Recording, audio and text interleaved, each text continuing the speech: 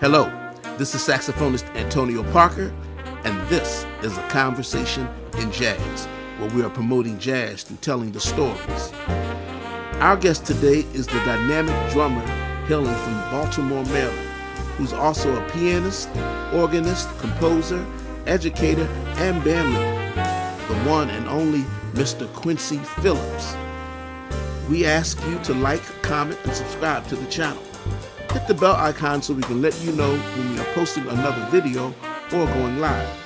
We also ask you to donate to our Cash App in order to support the channel and help us to produce future videos.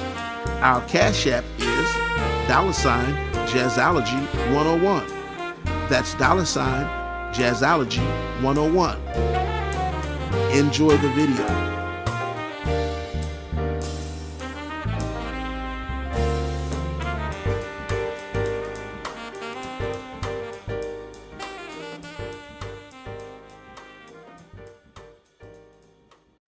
Hi, I'm saxophonist Antonio Parker, and this is A Conversation in Jazz. Our guest today wears many hats. He's not only a dynamic drummer, but he's also a pianist, organist, songwriter, band leader, educator, and pastor. He is the last drummer to play in the bands of the late, great trumpeter, Mr. Roy Hargrove. He's also worked with many world-renowned musicians such as Stephanie Mills, Jeffrey Osborne, Dominic Farinacci, Christian McBride, Joey Alexander, and many others. Please welcome my good brother, the wonderful drummer, Mr. Quincy Phillips. What's up, good brother? Hey, cool, man. You already know. Man, I'm so glad to get you on here, man. Hey, bro, I'm glad to be here. Yeah. The one and only. You know what, man? I wanted, before we get started, just, man, say how proud I am of you. Because I've kind of seen your trajectory a little bit, coming from the Howard level. Yeah. And just seeing you, take off and do some great things, man. Now you're like a household name. You know what I mean? Cats like, I want Quincy Phillips on this. You know what I'm saying? So, man, I wanted to just say congratulations and let you know we proud of you. Come on, man. And I know B-More is proud of you, you know. Yeah. Hey. You know. Coming from Howard, man, Yeah. You ain't really have, you got to do it, man. Yeah. I mean, you guys had already, really paved the way and was already out on the scene. Yeah. So, yeah, man, to continue and, man, just to, you know how it is, man. Yeah, I'm just trying to play. Yeah. And another thing I dig about you, man, you always had this positive, you like me, smiling, laugh. You know, a lot of times with hip-hop, they frown and, they ready, and you've always had this, happy disposition, man. And I always admired your faith walk. And we're going to get some of that. We're going to get some of that. I'm still trying to stand up right. But you know what? But I admire you, man, because you walk that, and that's to be commended, and yeah, man, and you can see it's worked for you. Yeah, man. No, it's a blessing, man. Yeah, really. But so man, you are like a multi-instrumentalist, right? Yeah. And then you also, I heard you're a pastor. Yeah. So I gotta ask you this question starting off, because you're a pastor and you're a drummer, Right. jazz drummer. So is jazz the devil music? Nah. Okay, all right. Nah, Is it that heathen music? Nah, jazz, man. I mean, probably one of the highest forms of music because you know how it is. You're up there. You're in it. Yeah, and you get in tune with the spirit. And allowing man. it to come. That coming thing to come straight through. through. Yeah. Coming straight through. Yeah. But at the same time having, the facility. Yeah. To be able to, and to allow it to come through, because sometimes, not sometimes, but if you haven't practiced and worked on your craft, man, it's no. You get up there, ain't nothing coming through there, and even if it is, you can't get to it because it takes practice. So I always start my conversations by asking my guests how they view themselves. So who is Quincy Phillips? Oh, man. Quincy Phillips is, a musician, a person that, tries to be fair, and, have a good time. You know what I mean? Nothing out, crazy, but, try to, enjoy yourself, enjoy the moment, enjoy the atmosphere. So that's pretty much, that's me, man. Yes. And this is a rhetorical question. Where are you originally from? Oh, man, I'm from East Baltimore. Come on, East which way? Come on, east side. The east side of Baltimore, Yeah. Caroline and Igger Street. Wow. Man, what's in the water in Baltimore, man? Y'all produce some of the most wonderful musicians, man. Bro. In multiple genres. I mean, it's like, don't know. was it that kind of environment coming up for you? Yeah. I mean, for me, coming up in church. Yeah.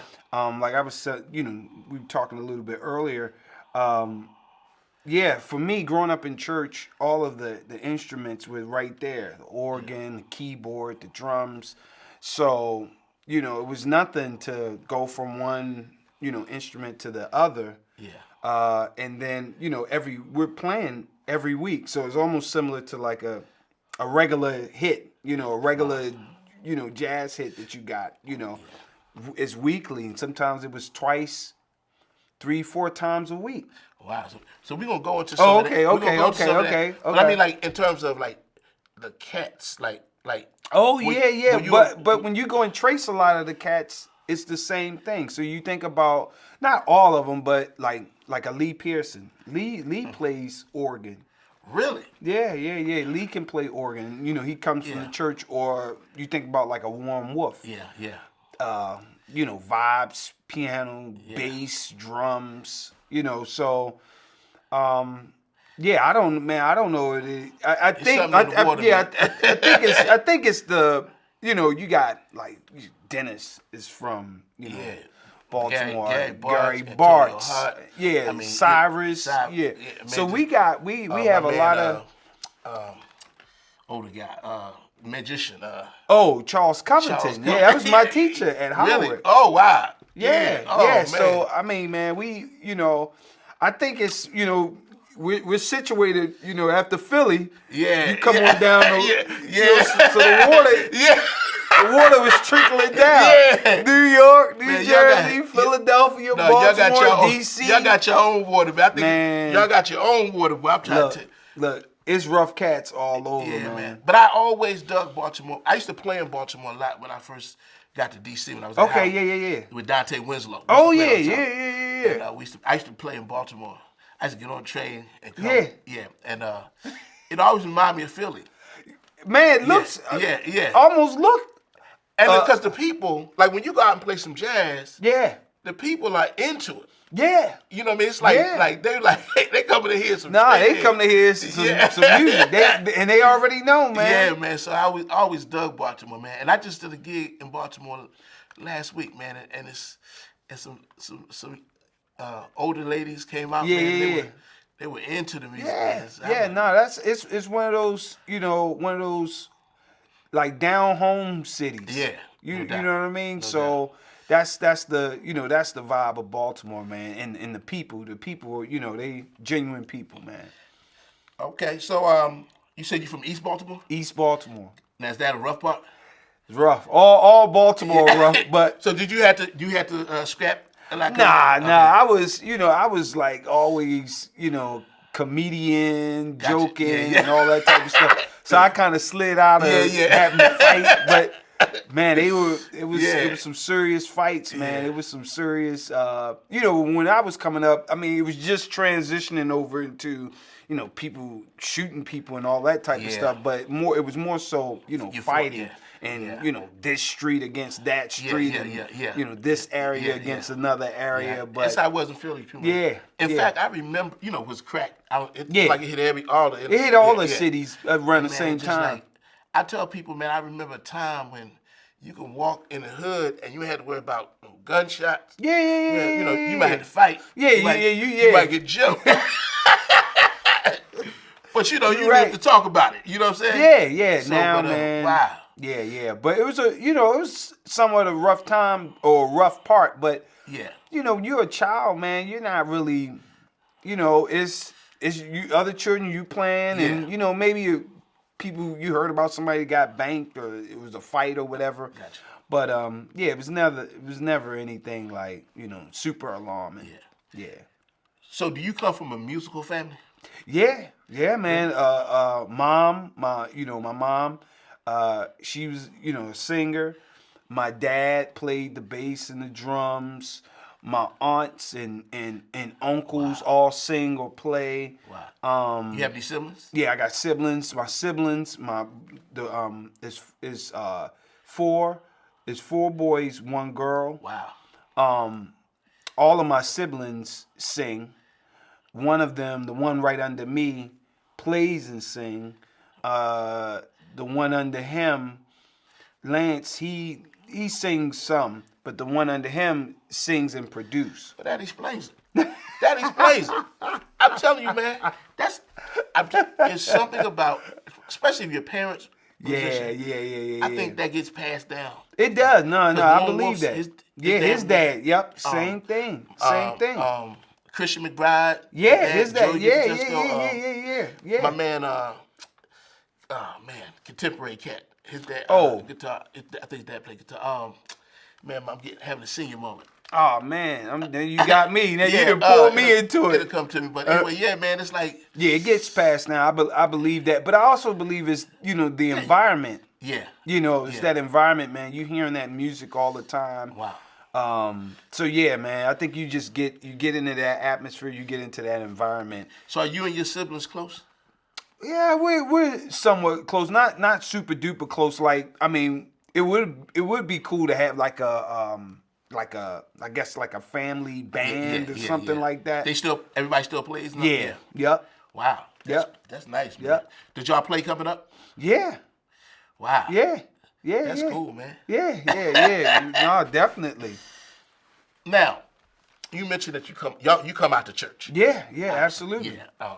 Was that your first introduction, to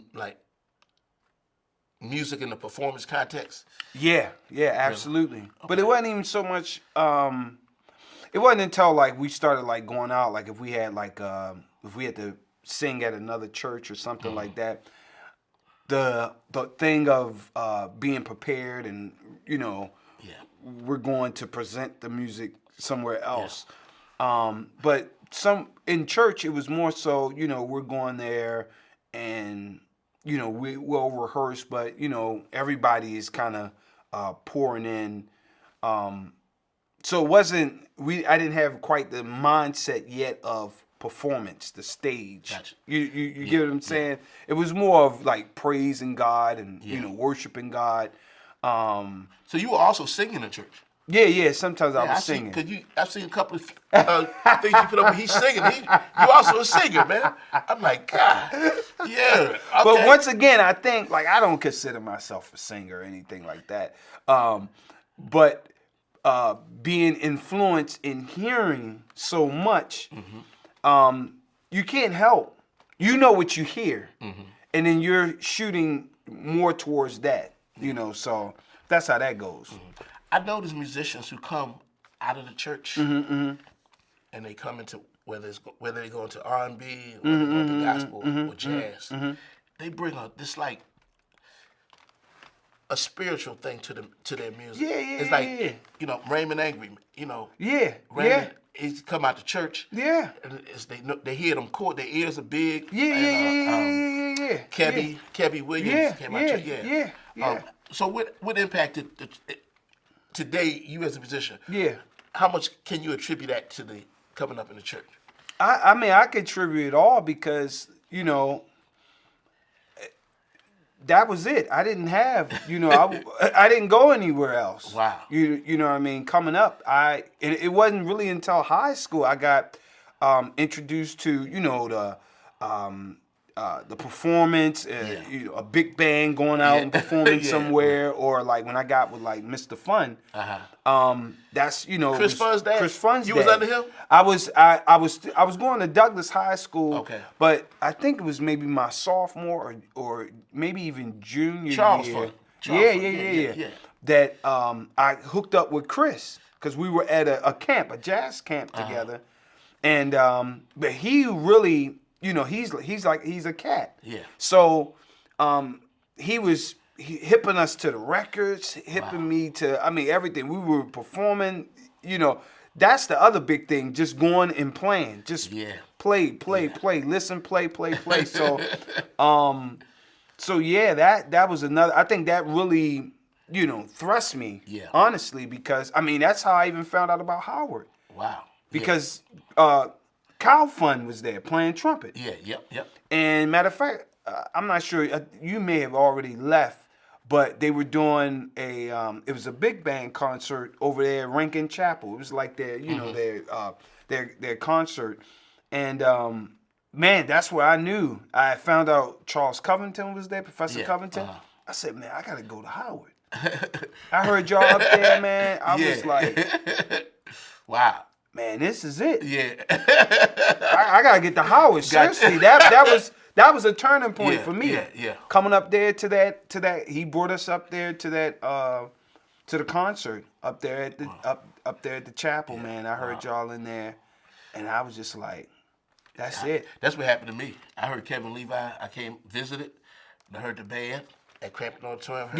Kevin Levi, and at the time, John Malachi had just passed, so they were doing like a tribute to him. But I heard the band. I ain't know nothing about Howard. Me neither. Yeah, I said I'm going. I ain't know nothing. I ain't know I ain't know what an HBCU was. Yep. Same. Yeah. None of that was on the radar. Yeah. So that's what got me here, man. I heard the band. You know. So let me ask you this: what was your first instrument? First instrument was drums. Really? Yeah. And what then was later on, I switched. Not switched, but started. Yeah. What was it about the drums that attracted you? I don't know. Well, you know what? We had because I was, I don't know, 3, 4. I mean, but I was already pouring stuff out of the cabinets and stuff, banging on pots and stuff. So I was already, kind of locked in. Most drummers tell me that same story. Yeah, no, it's real. Chris Dave, I think NASA Abbey, they told me that same story. Man. I had already pulled. I can see it. I had pulled pots out. I think, and they were all Howard around. Franklin told me the same. Yeah. It's the same, man. It's it's that. So you think that something just it was what I'm supposed to do? Like, wow. What else? You know what I mean? So did you study formally? Nah. Now I didn't study formally until really up until probably I'll say my high school years is really when I started. Outside of that, it was all by ear. All ear, yeah. Wow, that explains some things too. Yeah. See, I feel like I learned backwards. Okay. See, I learned whole notes, half notes, and all that. Yeah. That's how I learned. Yeah. Which is cool. No, it's great. It has its place. Yeah. But yeah, I think. But I wish, I look back now, I'm like, man, I wish I would have had that, at the same time still, allow it all, to come to you and you hear like that. You got it the right way. Yeah. But I also wish that I had, just had that, teacher like a Kenny Washington or something, right there and adding on to that. Gotcha. Yeah. You know what I mean? That's how I wish I would have had, I would have got it. Now you was Grady Tate at Howard? Grady Tate, I got to spend some time with him. Okay. He showed me some things on both instruments, actually. Of course, on the drums, but by Grady Tate also singing, he was able to talk about accompanying vocalists and that's why you getting all the gigs. Look, man, I was there, man, at a really. I think it was an amazing time because Grady Tate, Webster Lewis. Was Jerry Allen? I didn't get to because Covington was there by the time I got there, so I didn't get to spend time with Jerry Allen, but Covington, even Professor Flagg. Yeah. It was just a really. I look back now and I'm like, wow, okay, and each one poured in their part. So when did you get into piano and organ? Like I said, man, with the instruments are there at the church. So you was playing on it? Yeah. So I mean, yeah, they're there. So like once I was able to get a key to the church, that was it. Yeah. So like my whole summers, man, and I would be in there for hours. Wow. And just go from one instrument to the next. Wow. Did you know from an early age that I want to pursue music? Or were you yeah, I mean, I don't know, man. I look back now, and when you listen to like, by the time I got into like high school and started to see like all of these top musicians in my in the city, I was just like, wow, man, like, oh my goodness, like we had cats like Gerard Barnes was at the school, Ishmael Monet. We just had the top cats. Gotcha. So when I saw that, I was just like, oh my goodness. But although they were more fusion, that was the tunnel I came through too, because, my grandfather, I heard jazz through him, but I never like really, got into it. But by the time I got to high school, and although we wasn't doing like the super hard charts, but it was enough to say, oh, okay, wow. Yeah. I gotta dig in. Yeah. So, but like you said, man, but by being at the church, the instruments were already there, because I didn't have like a drum set at home and piano at home. So everything was at the church. So which once I got a key to be able to go in there, it was over. that was it, man, because I could spend time. So how'd you decide? Okay, which one I would spend more? Which was? Did you have a hierarchy? Was the drums? No. The drums came easier because I think that's what I started on. Gotcha. But the piano was another thing because, I mean, actually, I was going to Howard to pursue piano. I didn't even I was pursuing piano. I was studying with Charles Covington. I was spending time with Professor Flagg, and then even when I came back, I was spending time with Dr. Walwyn. Yeah. Did some work with. So your focus was piano at Howard. Piano, yeah. Wow. Yeah. Because you felt like, okay, I already know how to do the drum. Well, I felt like I was okay with the drums, but yeah, the piano. I was listening to Art Tatum and listening to Oscar Peterson and listening to the Ray Brown Trio, but listening for both, listening for the drums and for the piano. So, listening, really, like, it was feeding two things. Wow. Yeah, it was feeding the drums and it was feeding the piano. Yeah. So when I was really like pursuing, like, I want to, Phineas Yeah. Newborn and all this type of stuff. Nah, I mean, it was. You trying to get it. Yeah, it was real, man. Yeah. Yeah. Wow. Yeah. So, were you taking some drums at Howard too? Like No. I mean, no drums? not really. No. I mean, it worked out because Grady Tate was there though. Yeah. So it was like either way. Yeah. So I could, talk to him about, of course, drum stuff. And a lot of times he would just talk about the road. He'd be talking about, man, he would get off and, he'll be in Japan and he'll go somewhere, he'll be here. And so I was just like, wow, listening to that was huge. Yeah. What schools did you attend, by the way, coming up? Coming up, I attended Madison Square Elementary School. And then our church actually had a school. Okay. So I attended there. Then I went to Dunbar. I went to City Springs Elementary School. I was off the chain. Yeah. So I was getting put out and acting up, flipping out. Yeah. But I did. I went to City Springs Elementary. Then I went to Dunbar Middle. And then from there I went to Douglas High School. They had the Cap Calloway Music Careers Academy. And from there, I went to Essex Community College for like a semester. And then took a semester off, and then in between that time, we came to Howard. Okay. And I was like, oh man, I gotta get to Howard somehow. But yeah, that's the schools that I went to. Do you remember when you first really heard straight ahead jazz? Yeah.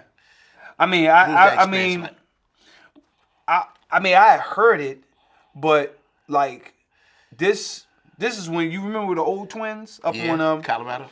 So I was already at Howard by this time, but I don't think I had ever went to a spot, a club, to hear music, played live. Yeah. You know what I mean? I heard, now, don't get me wrong, I went to the Meyerhoff in Baltimore. We had some spots in Baltimore, up against the wall, the Haven, another place, Ethel's place or something like that.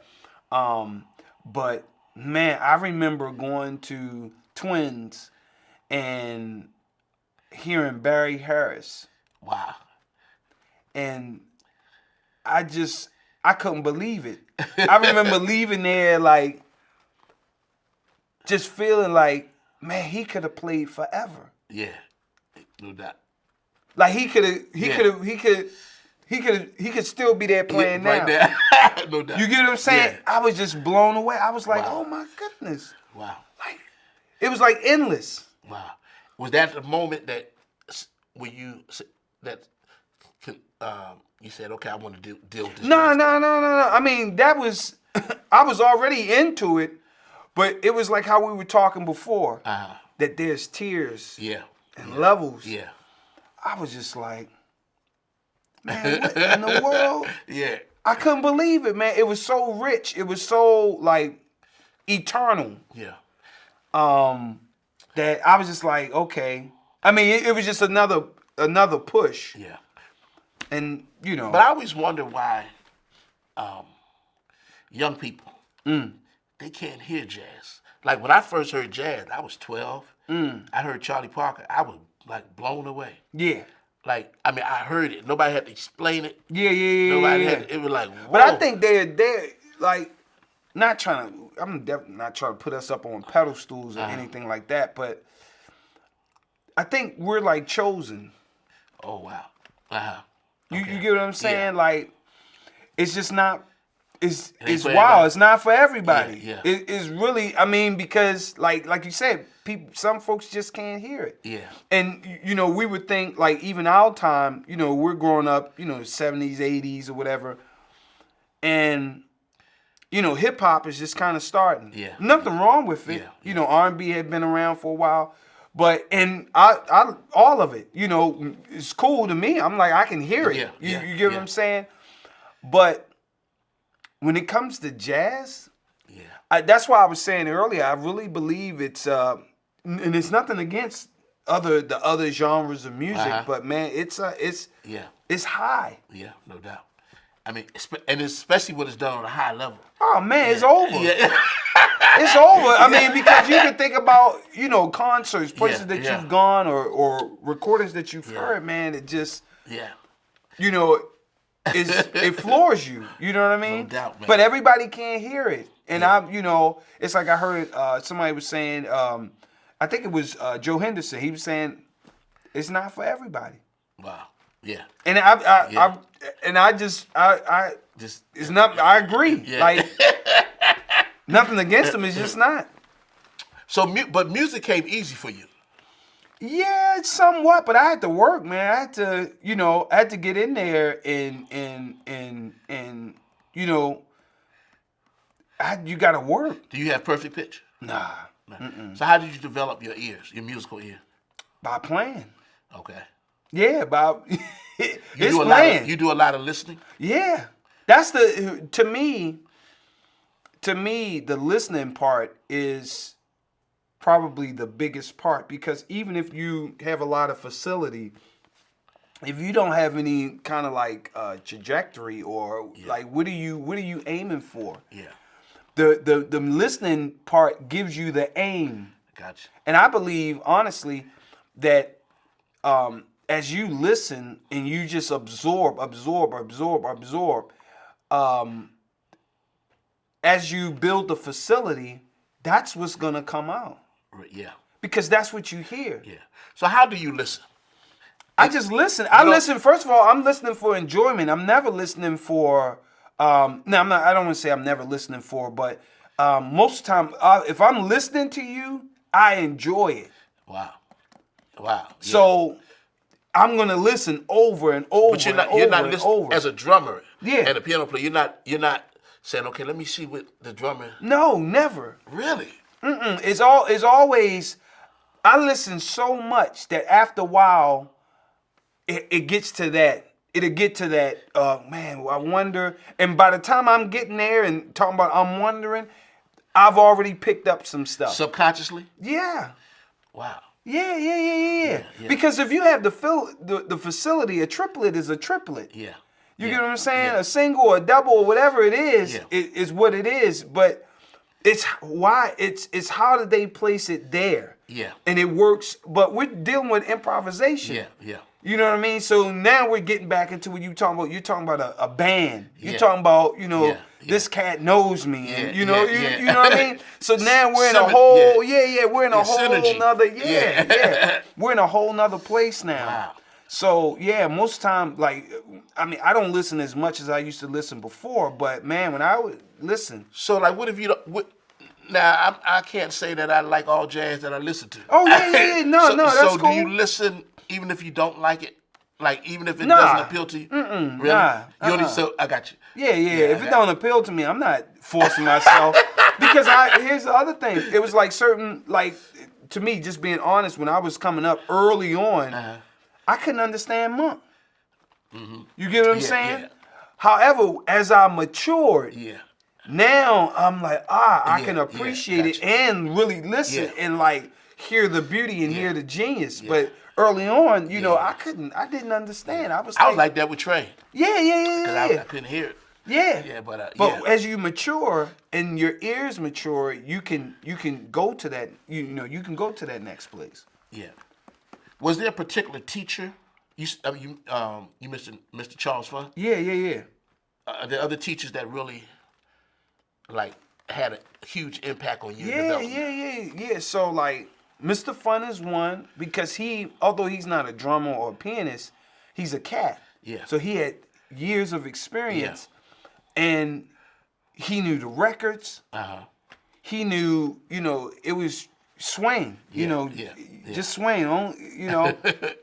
So it's like everybody had a piece to pour into. Yeah. You know what I mean? So he poured in that. Early on, my other teachers, they, it could have just been songs or just the freedom, hey, go ahead, here's the equipment, go shed, go play. Or bringing someone. It's like at Douglas, the teacher, Miss Jewel Churn, who was over the whole program, and then Miss Starks, and along with Miss Fitzgerald and David Burton, they brought up Cyrus Chestnut. So it was because this is who I was, I was listening to heavy. Yeah. And then he was coming out of Baltimore and all this type of stuff. So everybody poured in their piece. Yeah. You know what I mean? Getting with Professor Covington. So he's pouring in, he's steady challenge. He's showing me all this stuff. And I'm just like, oh my goodness, I'm about to explode. Then, Grady Tate pouring in his piece. He's talking about the road and all this. What I wanted to do, inspiring to do. So when I look back now, I'm like, wow, everybody was pouring in there, Kanatra Miller and arrangement and writing and stuff like that. Karen Walwyn with just facility, just how to get around the instrument was huge. So I look back and I see all these pieces from different people, different sources being poured in. So do you see yourself? I know you play both instruments. When someone says, "Are you a drummer?" Yeah. Or are you... I would always say I'm a drummer first because the piano, piano is a beast. So to me, the piano, in case you're doing your own thing, then to be well-rounded, you got to be able to play all the styles. Yeah. In the style. Yeah. You know, in the tradition. You know what I mean? Whatever genre you're doing. So if it's gospel, let it be gospel. Yeah. If it's jazz, got to be jazz. If you got the classical, you gotta burn through it. Yeah. So that's, you know, for me, I say no. Let me stay on these drums. Yeah, because it's serious. Although the drums is the same way, but I think the drums come to me a little bit easier. But now with my own stuff, oh man, yeah. Yeah. So now, you play all outside of jazz. You play other forms of music. Mainly jazz, gospel, but then in the drums, you know, funk, fusion. All of them have their own language. Oh yeah. But once again, when you listen, when you're coming from that angle of listening, you absorb that. Yeah. So you could come off a jazz hit, boom, you know, swinging, and go into a gospel and know what to. Oh yeah. Okay. Yeah. But not everybody can do that. I understand that. Or that. going to some funk. Yeah. Or going to, like, even, you know, Baltimore is like an hour away or something. But even leaving Baltimore and coming to DC and being introduced, I remember I was playing in a hip hop band. And because I had pocket. But the guys, of course, their influence, you know, like the outskirts of DC, you know, Silver Spring, this spot, Laurel. But DC is go-go. Yeah. Right? Yeah. So I remember the guy who was like had the group together. He was like, the manager, he was like, man, you hitting it, but man, I want to take you, somewhere to let you hear this group. Man, he took me, this was New York Avenue, right above, you know, when you're coming into the DC and you cross, is that Bladensburg? Anyway, like with the Checkers and I know that. Bladensburg and New York Avenue. McDonald's. Yeah. Right after that, there's a club there. I forget, you make a right into this place. It's a daycare center, but it's on the side of a club. Man, he took me in there. And Buggy. I have, to this day, I have never heard Pocket like that. It was life-changing. Wow. So it was like, it was similar to going to the old Twins in here in Barry Harris. Wow. Were they doing go-go? Yeah. Wow. And the guy, I mean, it was so loud, and you know, they dancing and they going crazy in there, right? But that music, the drums, I was just like, oh my goodness. Really? Yeah. So, you know, it's. Now, when you say pocket, what makes somebody else's pocket? It's all 1, 2, 3, 4, ain't it? Yeah, it's all 1, 2, 3, 4, but it's how they commit to it. It's how they believe. You can hear if somebody really believe. It's like you hearing a cat playing, and he doing the notes and all that, but he don't believe. Yeah, wow. Yeah. So you can hear, you can hear like their, I want to say their soul, or you can really hear them. Yeah. You know what I mean? Yeah. That's how you know. Yeah. Wow. That's the difference between pocket. So that impact that particular. To this day, that's what I remember. Wow. I remember that. I know the place. I know what the context around it. Everything. Wow. Just like Barry Harris. I remember going there, going to the old Twins, and you know, wondering, didn't even know who Barry Harris was. Wow. And was changed. Yeah. Wow. Yeah. Dang, man. Now, were you gigging? You remember your first gig?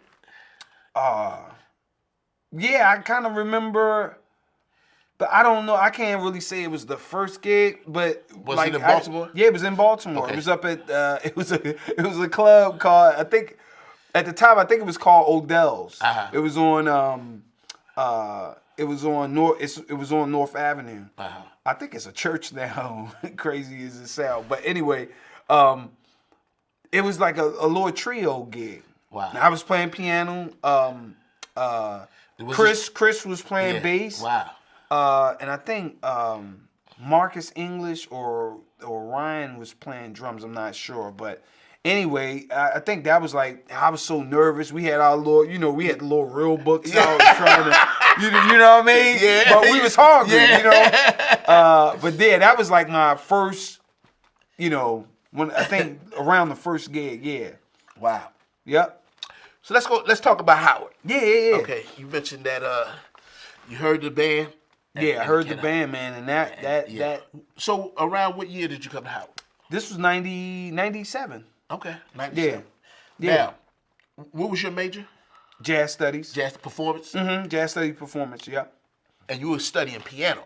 I was studying piano. I was studying with Charles Covington and Thomas Flagg, Dr. Flagg. Now, who was at Howard that we know?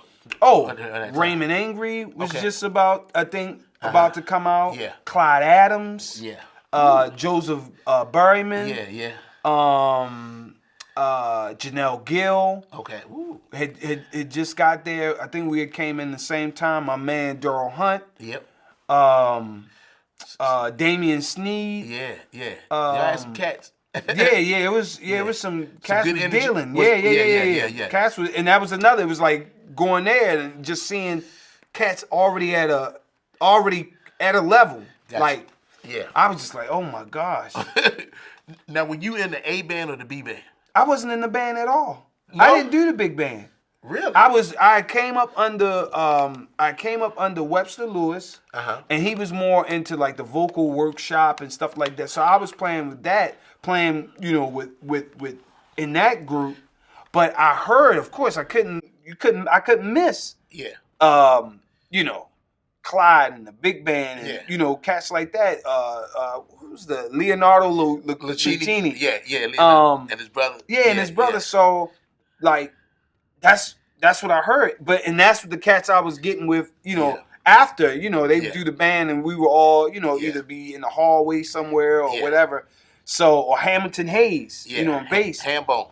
And so I was around these cats. So what was now? Did Howard help you develop this talent you had? Yeah. Well, really, what I think Howard did, of course, it helped me. I would say it helped me develop it. But the most important thing when it comes to music, you have to play. Yeah. So what it afforded me was to play. Yeah. It allowed me to play, and then when cats found out that I played drums too. Things even opened up more. So that's the thing. The key is to play. You're going to school and you're studying and you're doing all this is to play. Yeah. So don't miss. I think a lot of people is wild because you would think, well, that's a no-brainer, but don't miss out on that. You're supposed to play. Yeah, we used to play out in front of the Fine Arts Building. Yeah. Same thing in Blackburn Center, play there. Yeah. And then by the time you get into at that time U Street and Cafe Nema and stuff, you're playing. Yeah. And you forming connections with cats. Yeah. I mean, cats get to know you. That's how they're gonna. How else they gonna know? Yeah. Was Chris Fun there? Chris Fun had come. But he wasn't in music, was he? Nah, he was like in communications or I forget what was Chris. He wasn't in music though. Yeah. That's wild. Chris had foresight. Yeah. Yeah. Wow. Now, I read that you won first place for a jazz composition for an arrangement of Alone Together. Yeah. And that's what I was talking at the IAJE conference. Yep. So that's what I was talking about with Professor Miller. She really helped me because when you could play the piano, now for me it was all right there. So the voicing was right there, spread voicings and stuff like that. So you did one for Afro Blue? Was it for Afro Blue? You did an arrangement for the Afro Blue? Well, I don't know if it was Afro Blue. Was it Afro Blue back then? It maybe it was. It was for Afro Blue. Okay. I'm sorry, this is like early on. Yeah. But like when you're playing piano, for me, growing up hearing take 6. Yeah. And stuff like that, but still not really understanding the arrangement behind it. Yeah. But being able to play it on piano to a degree. So you played with the group? No. Actually, when we recorded this song. Oh wow. We recorded Alone Together. Okay. It was actually the Young Lions in Afro Blue. Okay, gotcha. And but I had to do the arrangement for it. So I, wrote out everything and played it, and she really had a way of teaching and encouraging you, to get it done, to kind of stretch beyond what you would generally do. Yeah. And it really just catapulted me, to the next place. Wow. Yeah. And so you were never in the A band? Never. I was not. You never recorded? Did you ever record? Never. Wow. Never. I was never. My reading wasn't that great. Okay. That was the thing. So, you're in the A band. You gotta. The A band is the A band. Yeah. The number is the top band. Yeah. So, man, my reading wasn't that great. So, Herbie, straight up and down. He's like, but he was super cool. Herbie was super cool because even with that, he still utilized me because gigs. Yeah. They were always calling up to Howard. Hey, we want such and such this. He put me on gigs. Oh, gotcha. Well, you play drums or piano? Both. Sometimes I would play drums. Herbie give me gigs to this day. Yeah, look, Herbie straight up, man. Herbie is straight up, and he always looked out for me. Wow, beautiful. Yeah, I remember that period. Although I had graduated, I would come back. Yeah, come back here and there. Yeah. And I remember when you were starting that Young Lions thing is that Cafe Nema? Yeah, Cafe. But that was really. Oh man, you're gonna love this story. That was a resurgence of LaRon Land, Sheldon Wright. Yeah, you know Sheldon. Yeah, yes. That's who I was playing. That's who I was down there playing with before. Now, of course, some married. Sheldon moved back to Texas. Byron moved over to Shanghai. Yeah, you know what I mean. So. There was no music happening down there. Yeah. And I knew Ibrahim and Hobby. Yeah. So I was like, man, can we get a group? Yeah. In here. Yeah. They was like, yeah. So check this out. And I reached out to you. I remember that. It was supposed to be the group. The resurgence was supposed to be you, Chris, Alan, and myself. Really? And something happened where I think you had another gig or something was going on, so you couldn't do it. And man, it became a trio. That was the trio. Wow, I remember that, man. That was it. I was like, man, I was like, man, who can I? I was like, oh, got it. And I'm gonna hit Antonio Parker. I'm gonna hit Chris. Because Chris and Alan. Well, it was funny. Chris was the only one I really knew. Yeah. Alan I had only heard about. Oh wow. And of course I heard about you. Yeah. I mean, so I was like, man, I don't even know if Alan would, do it. I was like, well, I'm gonna see. And matter of fact, he was playing down at he was playing up at spot on 18th Street Lounge with Thad. Yeah. And Marty Morrison. And I went down to the Islander on U Street to hear Thad was there, Clyde was there. I don't know if Alan was there or not. But anyway, I was like, man, and that's when I asked Alan. I was like, and then that night we got to hit some more together up at Bossa, up in Adams Morgan. And that was it. And it became a thing. Listen, serious. We was now. Would y'all work? Would y'all this concept of spontaneous improvisation? Yeah. When y'all would make it up in a moment. Yeah. Which was that's what we do at church. I mean, we have set songs. Don't get me wrong, but a lot of it is improv. Yeah. So I mean, you got somebody like Alan. Yeah.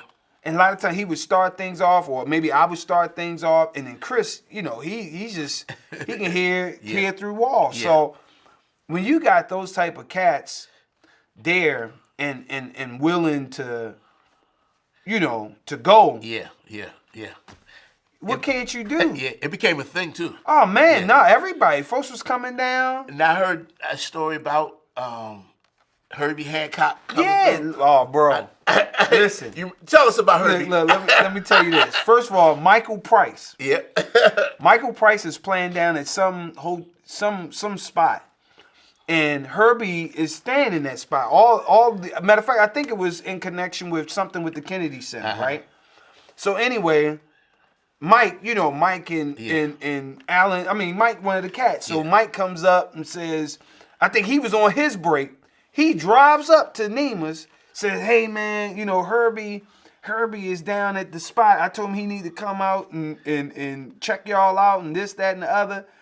So we like, you know, what can we do? We can't leave here and go down there. Yeah. So Alan jokingly said, well, look, man, tell Herbie he can come up here if you know, if he want to hear. Yeah. And, you know, joke. He's like, Herbie ain't coming up here. Listen. All I remember, I'm playing, and this is the doorway right here. You know, Nina's a tight spot. So I'm playing, but I see this guy walks in, like, you know, this tux on. Alan's right in front of me, so Alan can see, and Chris is like right here. Man, listen, I could not believe that Michael Price brought Herbie Hancock up to Cafe Nema. And, you know, Michael Price had, like, this beat-up, like, minivan or whatever. Man, he got Herbie in that. Wow. Brought him up there and was listening. And it's pictures, and I think somebody even got, like, a mini disc or whatever of Herbie.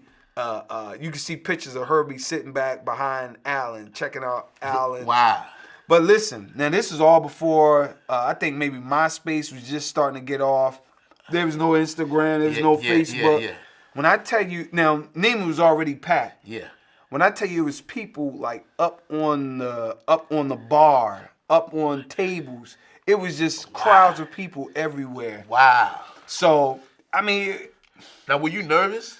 Or a little bit. I was just like, I was excited because I'm like, man, this is, you know. Yeah. I heard records and you know, Miles and Tony and Ron and Wayne. So, you know, my mind's going back to that. Yeah. And I was just like, wow. So it's one of those moments in time. Yeah. Once again, it's another one of those, you know, one of those moments. And Herbie was so cool. He was like, man, you killing. Wow. That's cool, man. Yeah, man. And of course, man, the late great Roy Hargrove would come through, right? Yes. And that was another. When he was what I didn't know. Do you remember when you first met Roy? Yeah, it was at Cafe Nema. Really? Come on, share that with us. Man, listen. Roy came. First of all, Roy was good friends with Sheldon Wright. Yep. They go back to Texas. Yeah. So the deal is, I didn't learn this till later. It makes sense now. Every time Roy would come to town, anywhere, Roy, after he plays, Roy's trying to find another place to play and just chill. Yeah. Man, so he comes to Nema. He plays, and you know, people, and I'm blown away because this Roy. Yeah. You know what I mean? Once again, records and everything. Yeah. And he was like, man, I love your playing. Man, you swinging and da-da-da-da-da. He's like, man, let me get your number. Uh-huh. I'm thinking, what? This Roy Hargrove. Yeah. I was like, I don't know. All right, hey, you know, anyway, gave him my number. And every time he would come to town, he would come down. Wow. And would sit in. And same thing, oh man, love your playing, da-da-da-da-da. And then one day, we were down at, by this time, I think Cafe Nema had closed, but we were down at Bohemian Cabaret. Yeah. And he came in, and he had his manager this time. Larry was there.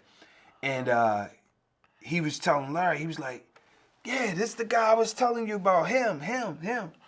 Wow. So matter of fact, the set had already ended. And I think Davante was in town because they were real cool. Yeah. And it was just Davante. Because Davante was living in New York for a little bit. I think so. Yeah. I think so. Yeah. But they were, just playing, going back and forth. And it was just three. It was just the three of us. Just playing. So anyway, I could look. It was wild because I look back and I see, and it was like Laurie would just look at me, like looking me up and down, like seeing like. Yeah. Is this him? Yeah. And anyway, so then, this would be like every year because Roy would either come to town for the DC Jazz Fest, or Blues Kennedy Alley. Center, Kennedy Center, Blues Alley. Yeah. So every time he would come to town, man, he would, hit me up or want to find out where I was playing or anything like that.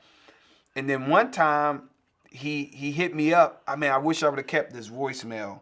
Of course, I didn't know what was to come, but he said, "Hey, man, it's Roy. You trying to go to Africa? Hit me back." Oh, wow, I love it. And then this was like 2011. Hold up. What was your response?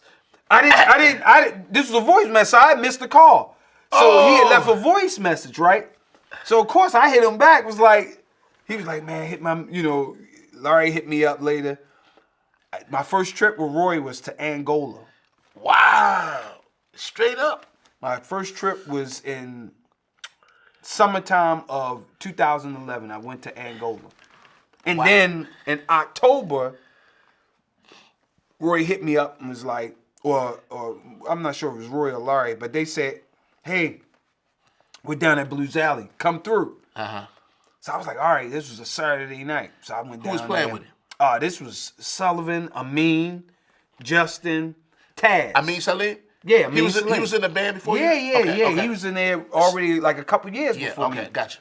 So I went down there, and Roy was like, "Hey, man, we got a cat out. We got a cat in the audience, man. I love this cat, da-da-da-da-da. Come on up, Q. Wow. Hit one with us." Yeah. So I went up there, played with him, people clapping and whatever. Go back, chilling, talking with Taz, talking with the cats. Think we even hung out, took him to some spots on U Street, play some more, and then went, but by this time I'm living in Baltimore. I'm back home. So I drove back home, got church in the morning. Gotcha. Larry hit me up again. It's like, "Hey, man, come check out the band." I'm thinking, man, this cat don't know I live an hour away. Like, why you want me to come and check out the band again? I just checked y'all out, yesterday. Y'all killing. Y'all still killing. Y'all gonna be still killing.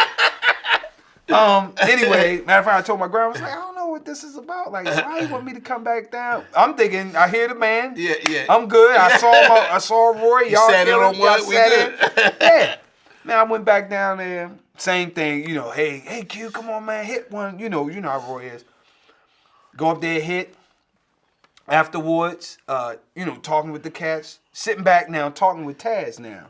Of course, I didn't know the backstory, what was going on, with Taz and things was happening. But Taz was like, "Oh, man, I like you, man. You're a good cat, man. I like your plan. Man, I think you're going to take my place." He said this to me straight up. Wow. What do you mean by that? He meant that I was, and of course, I'm looking like you, like, you know what I mean? Yeah. Like what? I'm thinking, man, is he drink or something? Yeah. What's going on? Brother, I lie to you not, man. Like 5 seconds, 10 seconds after he said that, if I could see like Larry right there, and Larry was like, "Come in," So I got up, walked over there. I was like, "I'll be right back." Walk over there. I'm outside of Blues Alley. He's like, "Man, listen." He's like, "You have your passport?" I'm like, "Yeah, I got my passport. I just went with y'all to Angola in the summertime." Yeah. He's like, "You think you can make this European tour?" Wow. And that was it. Wow. I think we went to Martinique or one of those islands first, and then we went to, after that we... So who was in the band when you... Oh, when I was in there, first it was Sullivan. Sullivan Fortner, my main man. Of course, Amin Salim, 295, that's what I call him. Justin. Yeah. Same old dude. And Roy. Wow. That was the group. So did you already know the music, or you just was Nah, man. That was the other thing, man. I didn't know any of the music. Wow. I didn't know, but when I tell you, I said, listen, send me because I wanted to know what the band was doing now. Yeah. Of course, I listened to him coming up, but that was it was like each band had their thing. Yeah. Of course, the Gregory Hutchinson. Yeah. You know what I mean? Yeah. And Tony Hart, Yeah. Mark Carey. Mm-hmm. But I wanted to know, like, okay, what's happening right now? Yeah.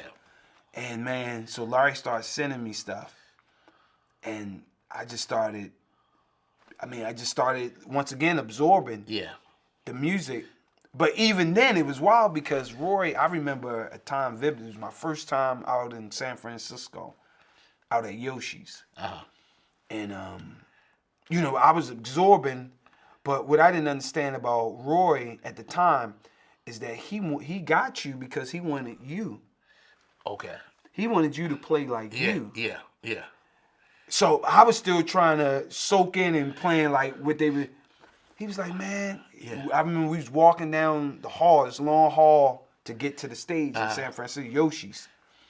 And he was like, man, go ahead, play. Yeah, wow. And at first I was like, I am playing. I'm thinking, I'm literally physically playing. He's like, nah, you. Wow. I want you to play you. Yeah. That's why I got you here. Wow. Did you know what he meant at that time? Yeah, at first I didn't. I was shocked because I'm still, once again, even though I was in the band, I was still like, Oh, yeah. Like it's happening. Yeah. It's like, you dream of this, traveling and playing, know. Like I remember, I mentioned him earlier, but Gerard Barnes, man, I was working at a Starbucks at the airport. Uh-huh.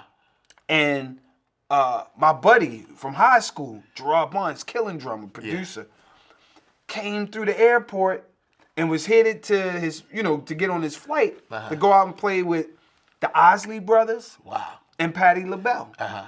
So I was like, Gerard. He came over there, and never mind, I'm standing there with a barista, with the apron and everything. Yeah. And I'm making coffee. Yeah. You know what I'm saying? Yeah. And we talked for briefly, and he was like, yeah, man, I'm headed out. I'm about to go play, yada, yada, yada. And I was like, oh, man, that's killing, man, I knew it. I knew you was going to do big things, blah, blah. Yeah. And, man, when he left, I was like, God, man, that's what I want to do. Yeah. I remember praying, bro. Wow. Literally right there, like, man, like, wow. I mean, I had prayed about this before, but I was like, man, like, Lord, this is what I want to do. Yeah. I want to travel the world playing music. Wow. And I remember, fast forward, 2012, I caught a flight out of BWI, out of that, right there. I remember getting to that exact spot where the Starbucks was. Wow. And they had changed it into something else. Starbucks wasn't there anymore, but it was like a newsstand or whatever. And I was like, wow. And I was headed to Scullers to play play with Roy up there. So it just shows how it comes full circle, man. And how to me how God prepares you to do that. I can look back now and be like, wow, that was all preparation. No doubt. Wow. So what was it like playing in Roy's band?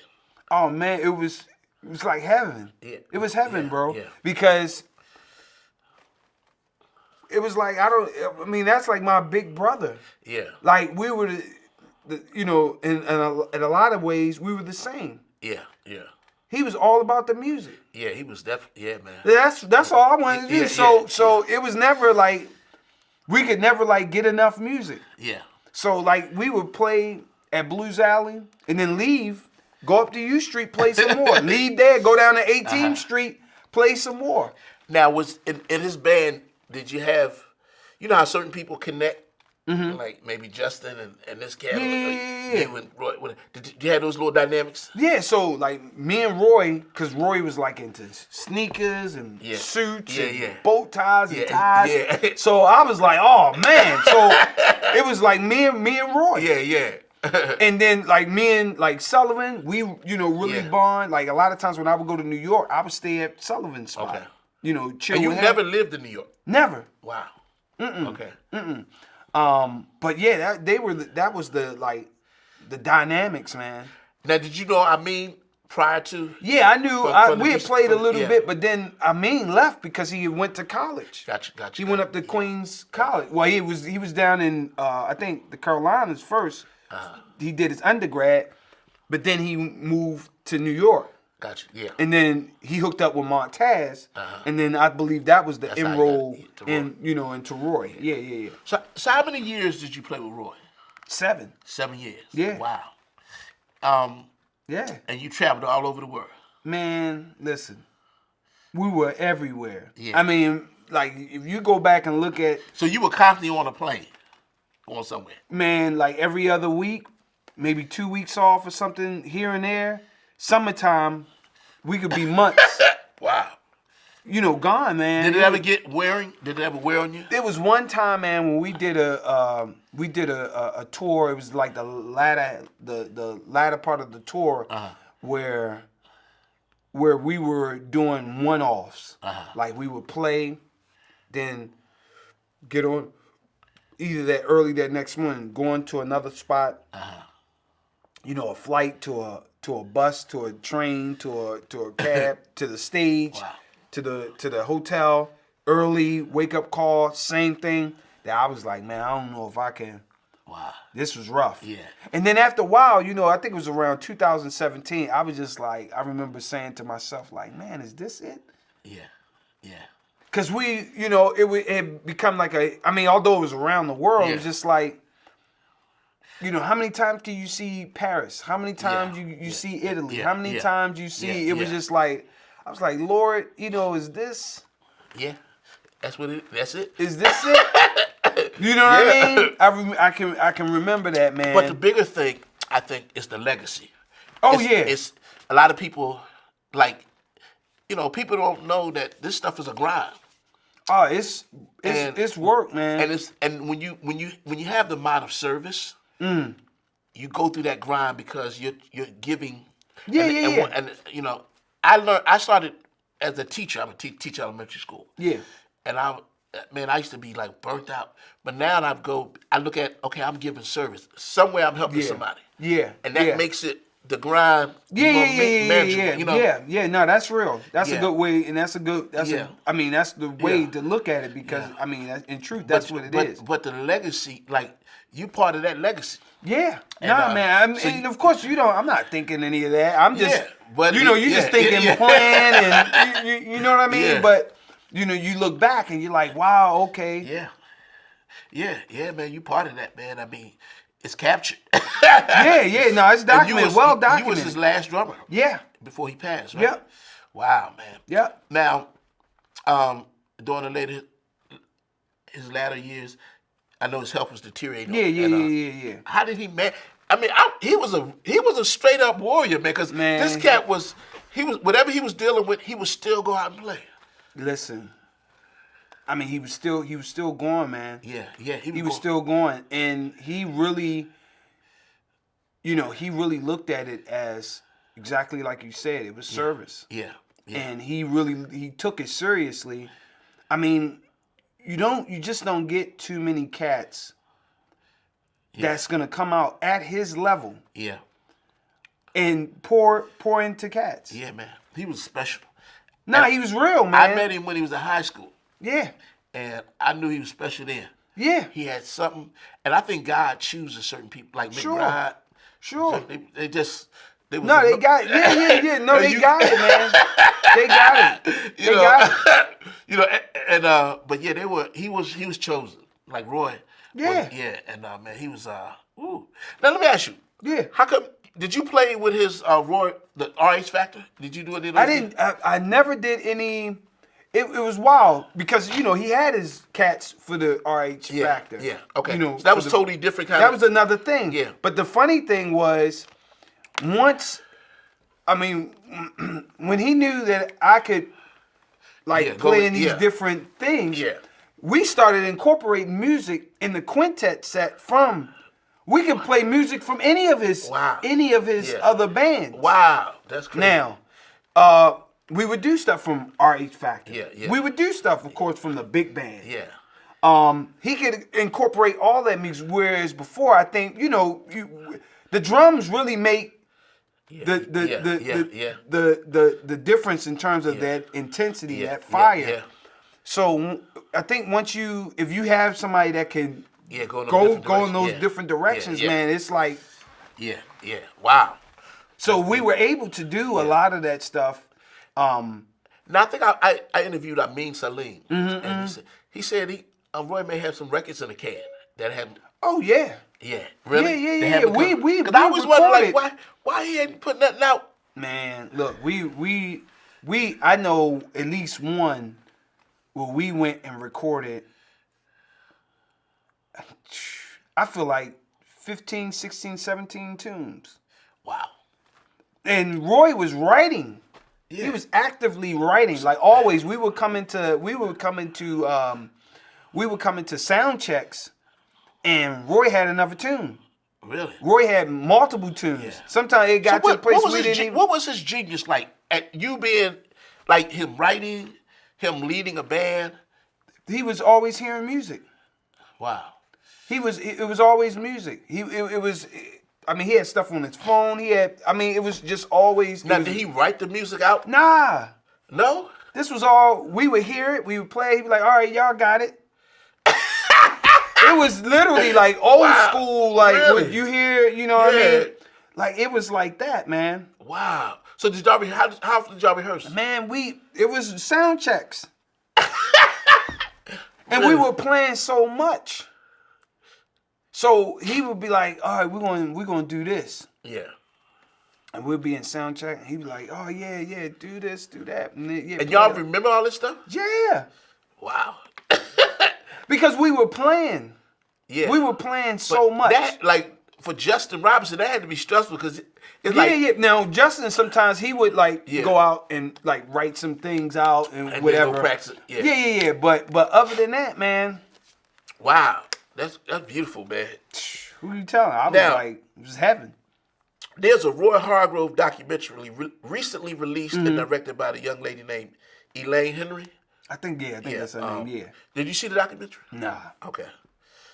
Yeah, I was going to ask you what your thoughts on it. You heard about it, though? Yeah, I heard about it, and I was just like...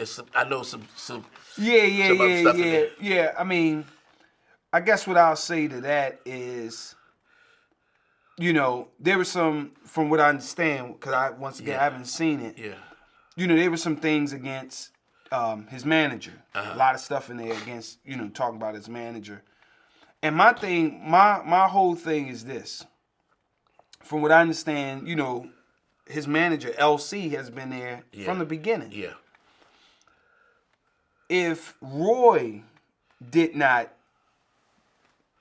cut ties with his manager, then... Yeah. Gotcha. Yeah. It's nothing I can say. Yeah. I can feel any kind of way I want to feel. Yeah. But if Roy didn't... Yeah. I got to keep the same energy. Yeah. And now that Roy's gone, I'm not going to come against this guy. Yeah, gotcha. You get what I'm saying? Yeah. Because to me, you do that while he's alive. Mm. Yeah. You don't wait till somebody... Yeah. That's my whole thing. Yeah. Regardless of what's said, what's done, what's seen. My thing is, you keep that same energy when the person's alive. And you do that face to face. Yeah, gotcha. If you don't do that, then you don't have nothing. Beautifully said. Regardless of because everybody gonna have opinions. Oh, of course, and that's fine. That's that's true. Yeah, I get that. Yeah. So that was my my take and feelings, and I've talked to her and others. Yeah. And it was just, I told them the same thing. I was like, I hear what you're saying. I hear where you coming from, X, Y, Z. Yeah. I said, but if Roy, the way I got into this is because of Roy. Yeah. Roy is the bridge. Yeah.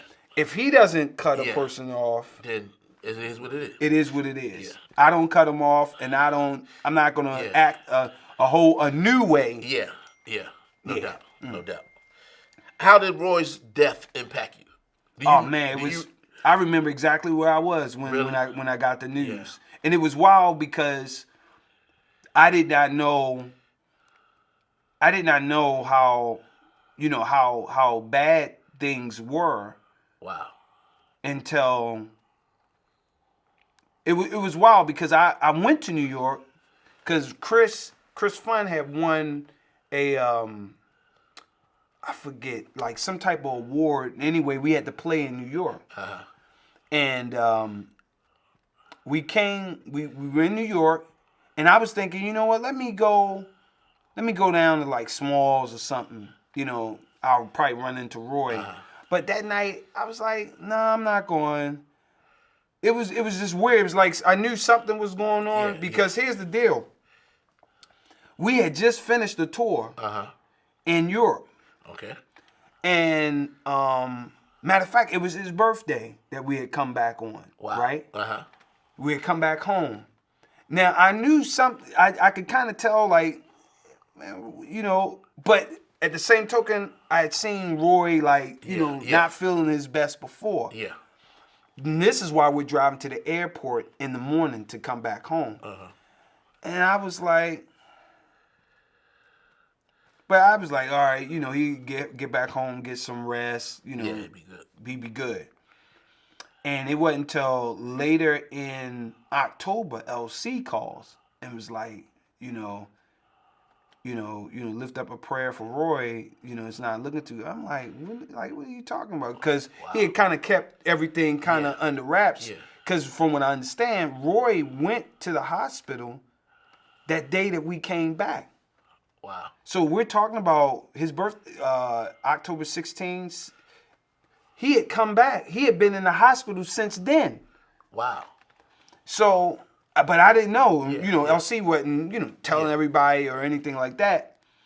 And man, I was headed down to, I think, South Carolina or North Carolina, one of the Carolinas, because my cousin was playing in the football game. So I drove down with my aunt, and I remember, now by the time I knew he was in the hospital, but I didn't know. Yeah. Man, I just remember like looking at my phone, and cats hit me up, text man, is it true? Is it real? Wow. Is it true? And I knew then, I was like, wow. Yeah. This is November 3rd. Wow. Yeah. Man. Yeah, I was done, man. I mean, that's my brother. Yeah, no doubt. What do you think his legacy is or will be? Oh man, I mean, it's music. Yeah. He was to me one of the leaders of what I call the Young Lions generation. Yeah. Of our time. Yeah, he was that cat. He's it. Him, Undeniable. Under Witten. He was that cat, man. He was like from our generation. We got Roy. Who y'all got? Yeah. But not only that, I mean, the older cats. Yeah. Had already. I mean, you got Sonny Rollins saying. Yeah. You get what I'm saying? So among the older cats, of course, among his peers. Yeah. And the younger cats, Roy's it. No doubt. It's not up for debate. Like anybody that know anything knows that Roy, that Roy is the cat. No doubt, man. He kind of reminded me. I always saw Roy as like a Lee Morgan of our time. Yeah. He had everything. He had the look. Yeah, everything. He was cool. Yeah. And he had a warm heart. Yeah. Man, he played on my funk album. And he was coming to town. I said, Roy, man. I called him and said, man. He said, yeah, man. I went and picked him up, man. Took him in the studio, man. He played about 3 or 4 songs of mine. Yeah. And man, he was just like. Yeah, that's how he is, man. He was about the music, man. Yeah. So, he was about the music. He was always. Yeah. He was always giving.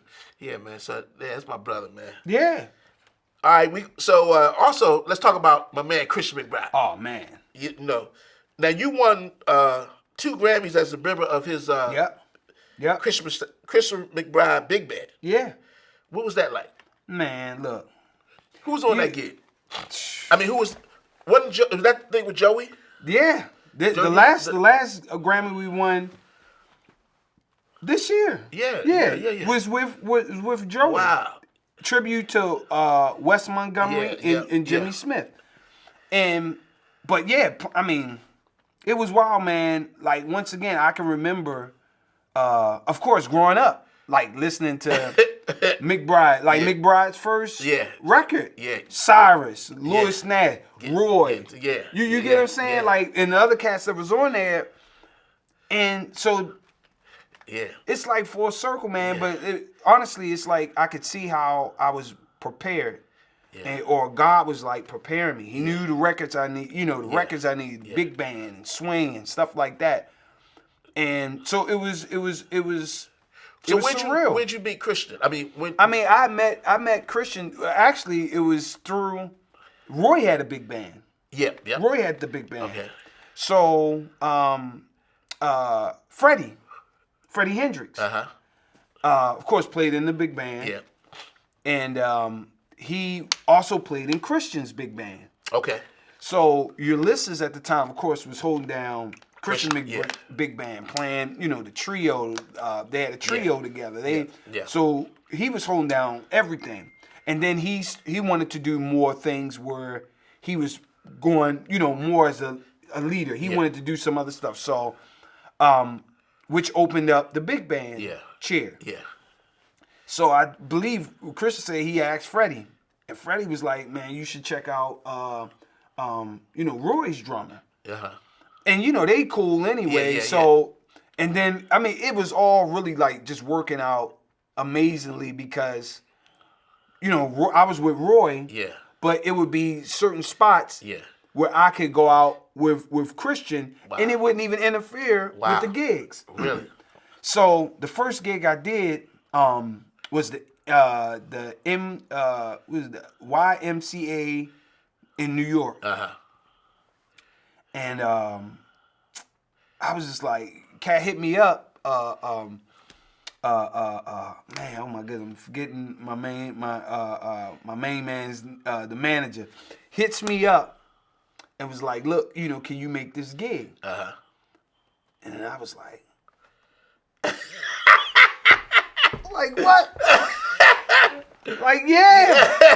I checked with Larry. Larry was like, yeah, we're off. So I was like, yeah. Man, he was like, you need to make sure you have this big band music down. Listen. Wow. I wasn't reading none. I was reading some of it. I knew all of that music. Wow, you just listened to it and learned it? Yeah. Wow. I knew that music up and down, man. Wow. Like, I listened to it, and Ulysses had laid it out. Yeah. I listened to it, learned it, went up there, played it. He was like, oh, man, love your playing, da-da-da-da-da. And I was like, oh, man, cool. Yeah. Man, he hit me up again. He was like, man, can you make this gig in Canada? I was like, yeah. Listen, I made a few. I think we did like Canada and Indiana or something. Then he hit me up again, and it was like, yeah. I was like, man, then he was like, look, Christian really wants to, use you on it. Ulysses is, he's doing his thing. Yeah. He's like, you available? Yeah. I was like, yeah. Man, it was like, I couldn't believe it. So do you believe God had a lot to do with this? Absolutely. Because look, man. I prayed about a lot of this stuff, but you can pray till you blue in the face, but you got to be prepared, right? Yeah. So when I look back now, I look at the music and think about the music that I was getting into. I know for sure I was prepared. Yeah. I know it without a doubt. I'm listening to Oscar Peterson trio records and swing stuff that sounds. Yeah. It's like a stripped down big band. Yeah. Some of those arrangements and stuff that he had going on. I just think about the whole trajectory of it. I'm digging in the piano and trying. So I'm learning all of this stuff unknowingly. I'm just learning because I like the music, not understanding that I'm being prepared for something. Wow. Yep. It had no. Wow. Because you know the path generally. Yeah. You got to move to New York. Yeah. And you never lived in New York? Never. Wow. And I always wondered how, because I know there's a lot of bad drummers. Oh yeah, that's the same thing. That's the same thing I'm thinking. Exactly. So I'm thinking, man. I mean, folks, they move from all over the world to study in New York or just to be in New York. Yeah. You know what I mean? Yeah. And I'm thinking, I didn't take that route. I didn't, how is this possible? Yeah, no doubt. I mean, you talking about the prominent players of our time. Yeah. Roy Hargrove, Christian McBride, and others. Yeah. Wow. So what is it like? Christian, I always felt was he's another special cat. Oh yeah. What is it like playing drums with Christian? Man, is it easy? Bro, it's unbelievable. Yeah. It's unbelievable. The time, it don't matter what tempo. Yeah. And once again, Christian, of course, is will destroy jazz. Yeah, I mean, a master. Yeah. But funk. Yeah. Fusion. Yeah. Anything. Yeah. So once again, that's how I say like preparation. Yeah. Once again, I'm running to another cat that, oh, okay, we could do, straight ahead. Yeah. Yeah, we could do some funk. Yeah. We could do some R&B. We could do, like, literally it's endless. And that's what I grew up around. Wow. So once again, it's like I get into another situation where, yeah, man, go. Like we're being sound check, playing around or whatever. Mm-hmm. We're doing Anita Baker or whatever. Yeah, wow. So that's how I can tell. Then I hear you doing a gig with Joey DeFrancesco, the late great Joey DeFrancesco, another monster that I met through Christian. Was that through the big band? Yeah. Thing? Wow. And he liked you, so he brought you. Yeah, exactly. Yeah. Wow, man. That's crazy. Yeah, man. So I mean, once again, it was you got something special, man. Man, look. I'm trying to tell you, because if Roy heard it, Chris heard it, and Joey heard it, hey, you got something special. Man. I mean, for me, once again, it's that preparation, man. Uh-huh. I just feel like I was God made me prepared. Yeah. He knew exactly what I would need, and it wasn't even so much like making it deep, but I just love music. Yeah. So whatever I'm really listening to and really love, I'm all in it. Yeah. Just for the love. Yeah. But then. I believe others can feel it and connect with it. And they like, all right, come on, let's do this, let's do that. I'm like, all right, where we at? Wow. And then you played with the Joey Alexander? Yeah, I did a few hits with him. Wow. Same thing, man. He's another kind of prodigy. I mean, the music is just like oozing out of him. Yeah. It's amazing, man. Yeah, so you feel blessed to be able to play. Oh man, I feel really knowing, like I said before, knowing the path. And don't get me wrong, cats go to New York and make it. Yeah. You know what I mean? Obviously, folks have done that. But I look back. I'm looking back and I'm like, wow, okay. Yeah. Lord, you really.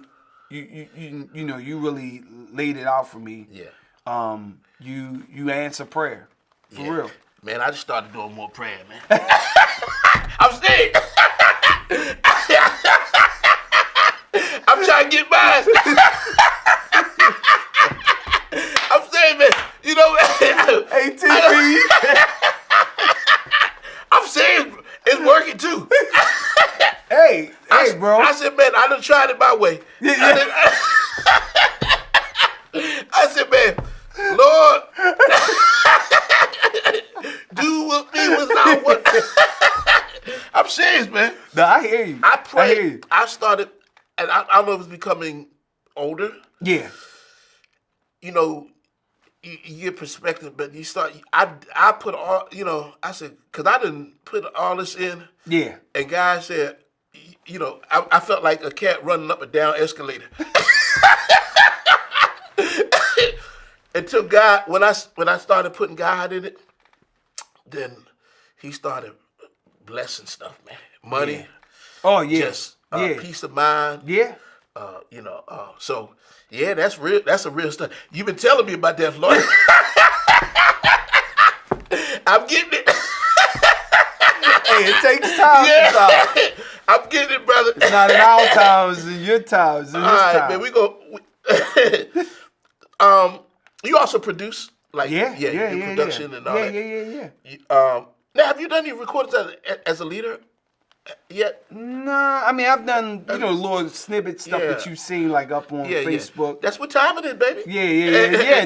Nothing wrong with that. Yeah. A lot of times I just, I'll have those songs for a while, and I'll be like, oh man, let me record this. Another thing I dig about you is, as a leader, I watch you at Bohemian and different, and with the Cafe Nema. You, as a leader, you have the personality. And you know how to entertain. You know how to engage the audience. And all that stuff. And then we've done some stuff with the Freddie Hubbard tribute. And man, so you have a natural leadership, or did you learn it, or how? Did you get that? Man, I think it's just a part of a part of my personality, a part of my makeup, and a part of seeing, being exposed, like to Roy. Yeah. Being exposed to Christian. Yeah. And just seeing how they engage. Yeah. And then just seeing other cats on the scene, just seeing how they engage, the good, the bad, the ugly. Yeah. You know what I mean? I'm just like, okay, well, fine. If I'm gonna do this, if this is the, and then listening to cats on records. Yeah. Cats that I never got to see. Gotcha. Freddie Hubbard and Art Blakey and stuff like that, and just like, or Miles Davis. And you get to see their personality. Yeah. Even from the way they dress. No doubt. You may hear just how they talking. Yeah. And just hearing how they say stuff and the nuance. Yeah. So I think you absorb all of that. No doubt. Yep. So that's what I try to bring to to the bandstand as a leader. Like, hey, are we playing the music for this crowd? Yeah. Are we engaging them? Yeah. How do they feel? Do they feel like this, a barbecue or something? You know what I mean? Are they relaxed? Yeah. So definitely got that, man. Yeah. Now let's talk about you as a pastor. Yeah. Reverend. Did you actually become a pastor? Yeah, man. July 3rd, 2022. Really? You actually get in the audience and preach? Yeah. Really? Yeah. I got to check that out. Yeah, come through, man, anytime. I mean, most time I don't, what's the word? I'm not. Yeah, that's What's not the name really. of your church? East Baltimore Deliverance Church. Okay. On Carolina and Igor Street, 1001 North Carolina Street in the beautiful city of Baltimore, Maryland. Come through. Now, is that another personality that you get? No.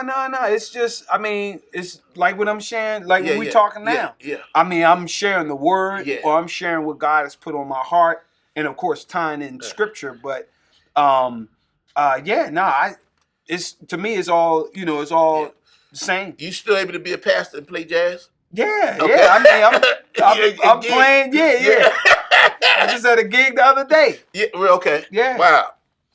Yeah. So there's no conflict.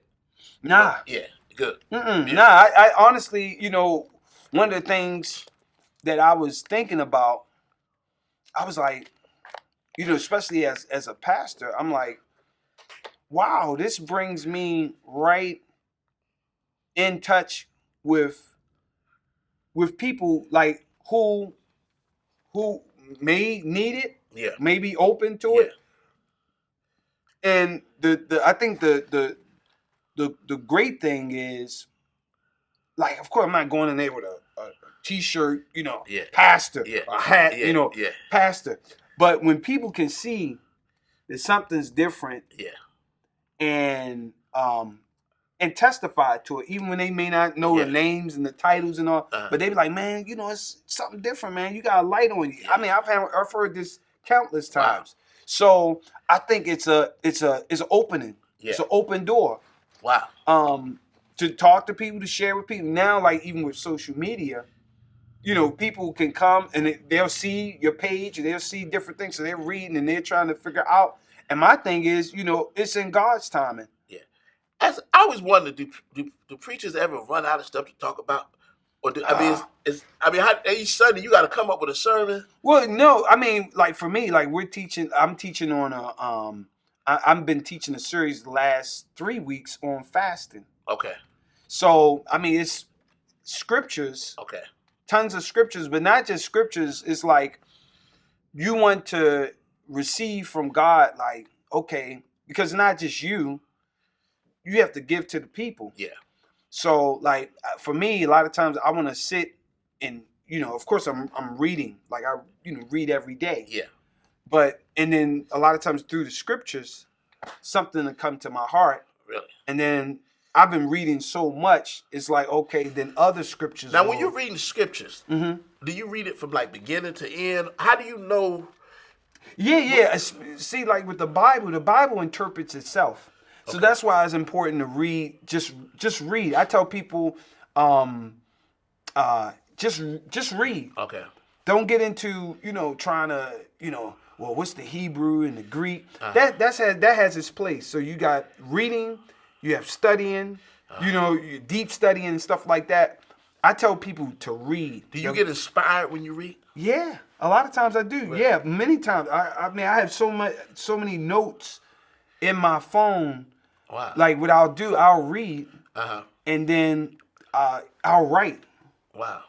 I'll read. I feel like the Lord's giving me. And you have to interpret this. What you're reading. Well, most of the time, Holy Spirit. Yeah. Okay. Most of the time, what you do is that's why it's so important to read, because you'll be able, if it's really something that the Lord is saying, and you want to check it, you can. It should go throughout the scriptures. Gotcha. From Old to New Testament, it should be something, whether it's a principle, whether it's a statute or ordinance, something. It should. So have you ever read something and then later read it and get a different interpretation of it? Sure, it's just like what we was talking about, like with Monk. Yeah. Like early on, I was like, man, why it sound like stuff is distorted, and why is the intervals are so? Why is he playing it like that? Yeah. And then now you get the beauty. Wow. So it's the maturity. So there are levels. Yeah, absolutely, same thing. It's tiers, and it's like. The more you continue to walk with the Lord and to read the Word and to do the thing, whether it's fasting, spending time in prayer, spending time in fellowship, because you learn from others. So have you found the first lady yet? No, not yet.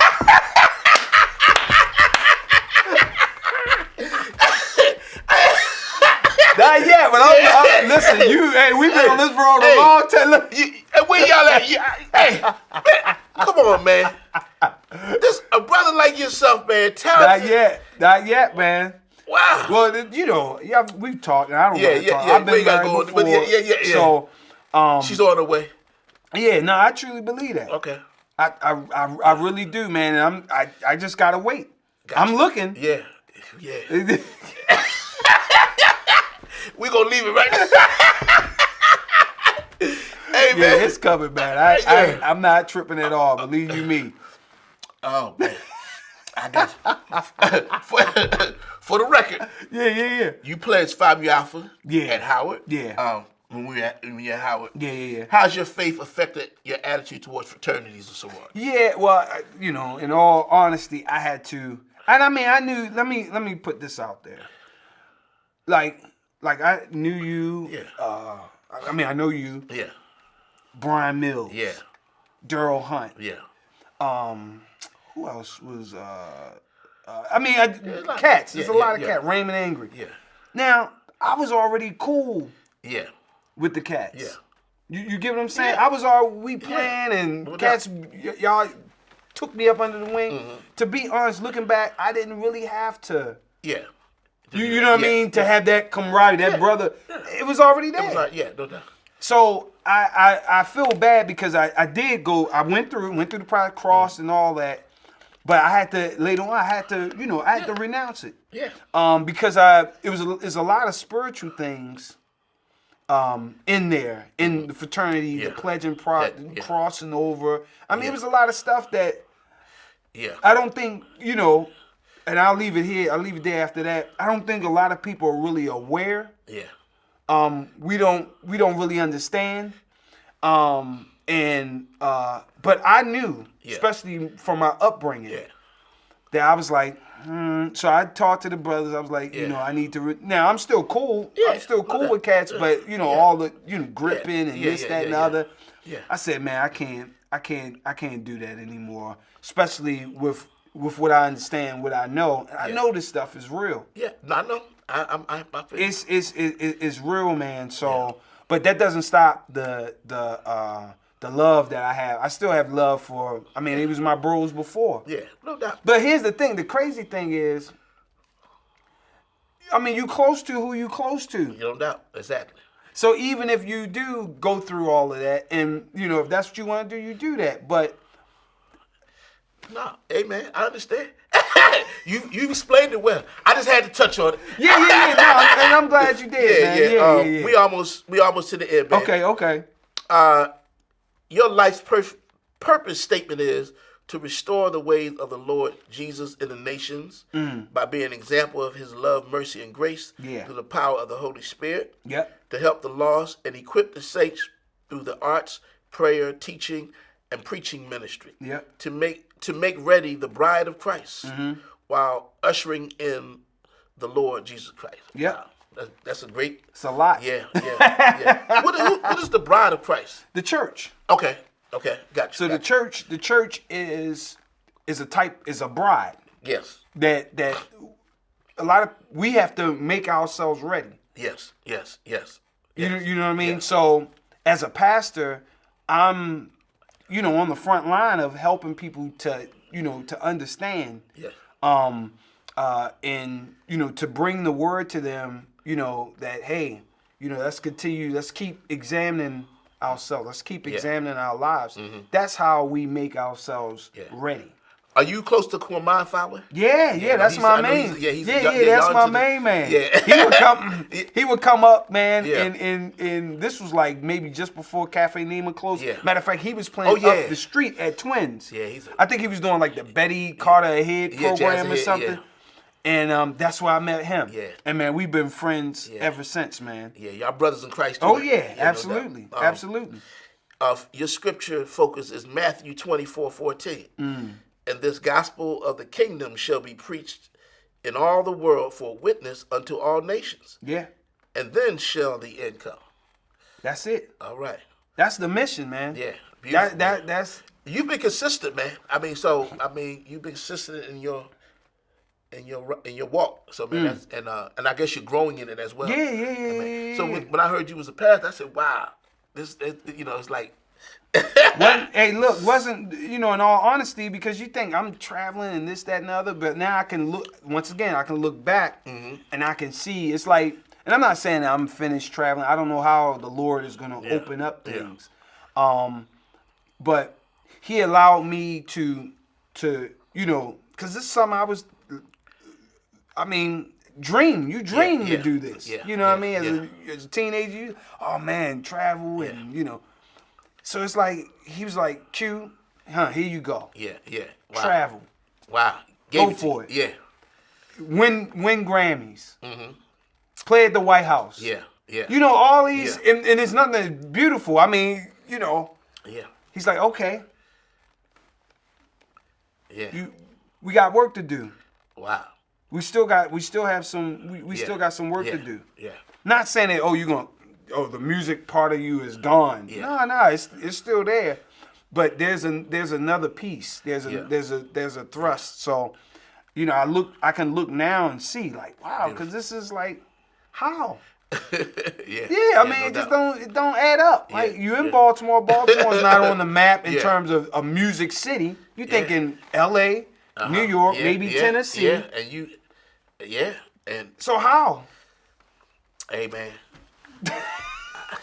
a way out of no way, right? Seriously. Yes, sir. Seriously, man. Final questions. Yeah. Okay, where did you get your sense of humor from? Now, And I'm referring to them videos you had with your hair down with some Soul Glow. and you got the big rapper chain on. Man, I just love having a good time. Always, you still do that? Yeah. I want people to have a good time, man. Yeah. I don't drink or smoke or anything like that. Yeah. So, and honestly, no need to, because I'm already you already already gone. Yeah. So, Man, I get a kick. I used to, when you on the road with Roy, Yeah. you used to do all that funny stuff. Yeah. We come to, I come, and a lot of stuff, because I would pick stuff up. Staff only tape. I got that in Japan. Yeah. And then, my friend Chica, she sent a whole box of the tape when I ran out. Oh, and, wow. we traveling, so I'm putting tape over bass drums. I'm Wow. tape on my luggage. A couple of times I think the tape on my luggage backfired because they, it's caution tape. Oh, wow. So TSA, they looking at it, they like, So my stuff wouldn't make it to the next destination. Really? Wow. So I just started taking the tape off of there. Wow. So I wouldn't get caught up. But yeah, man, I love having a good time. It's a time and place for everything. No doubt. Yeah. What's next for Quincy Phillips? Wow. I mean, I wanna finish that life purpose statement. Okay. I want to finish that scriptural statement. Now, however that plays out, I'm with it. Whether it's through the music, whether it's through teaching, whether it's through whatever it is. That's what I want to do, man. Yeah. Because it's so much going on out here now, man. It's like we need help. No doubt. We need help big time and beyond what we can do. You know what I mean? Yeah, no doubt, man. So that's really my thrust. Man. Well, put me in the prayer. Let me. Definitely. You know what I mean? While you asking for your first lady, throw one up for me. Throw one up. You know what I mean? Oh man! Final question, man. Yes, sir. And you can look in the camera and tell me, how can people contact Q? Oh man, hit me up through social media, the Facebook platform. Quincy Phillips. You can DM me. Add me as a friend. IG, same thing. I think it's Quincy_Phillips. You'll see my picture on there. I think I'm on the drum smiling or something. You can hit me up. Of course, you can always come through to the church or watch us on Facebook. East Baltimore Deliverance Evangelistic Center is really called East Baltimore Deliverance Church.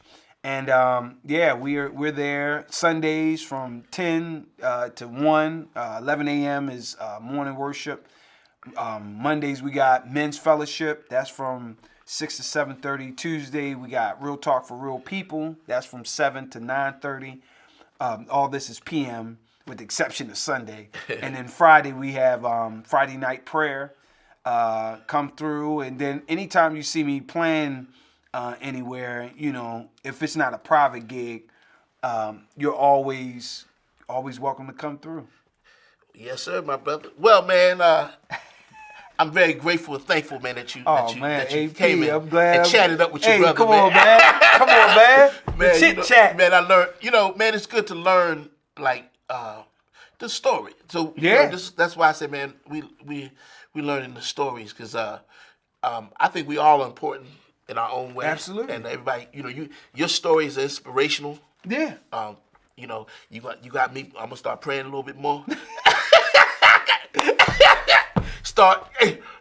Hey, I'm serious. Hey, man, I hear you. And so, man, thank you. Yeah, man, thanks for having me, man. Yeah, man. And come on, man, we got 8. Yeah. TP. Yes, and all the best to you, man. Thank you, man. And we're gonna do some more music together. Yeah, no definitely. Doubt. And so there it is. You've been listening to the dynamic Mr. Quincy Phillips. This is a conversation in jazz, and we'll see you on the next one.